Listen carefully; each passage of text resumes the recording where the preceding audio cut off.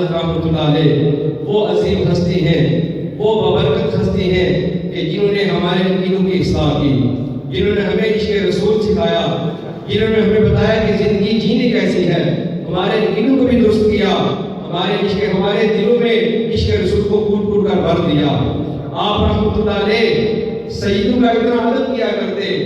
ایک بار ہوا یوں کہ کسی بندے نے آپ کی دعوت کی، فرمایا حضرت آپ نے میرے گھر دعوت کے لیے آنا ہے، اور آپ کی دعوت کے لیے ایک پالکی بھیجی کہ آپ پالکی میں سوار ہو کر میرے گھر تشریف لائیے گا۔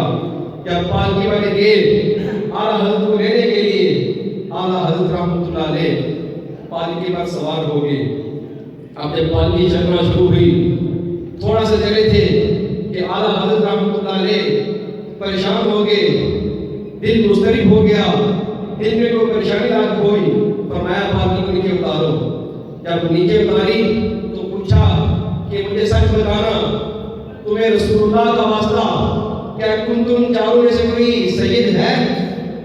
تو ان میں سے ایک بندہ وہ کام اٹھا، کہا کہ آپ نے میرے نانے کا جو ہے واسطہ دیا ہے، میں سید ہوں۔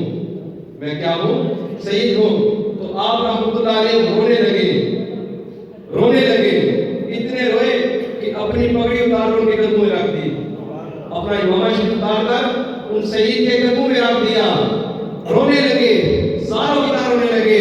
کہا خدا کا واسطہ مجھے معاف کر دو، خدا کا واسطہ مجھے معاف کر دو۔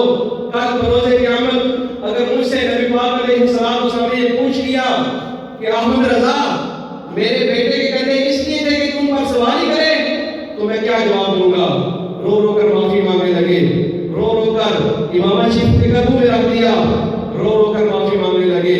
اب کہا کہ انہوں نے معاف کر دیا، سید صاحب نے انہوں نے معاف کر دیا، کہا کہ میں آپ کو معاف کرتا ہوں۔ کہا نہیں، میرا دل مطمئن نہیں ہے، اب کرے یوں، آپ پالکی پر سوار ہوں، میں اس کو کرنا دوں گا، آپ پالکی پر سوار ہوں، میں اس کو کرنا دوں گا۔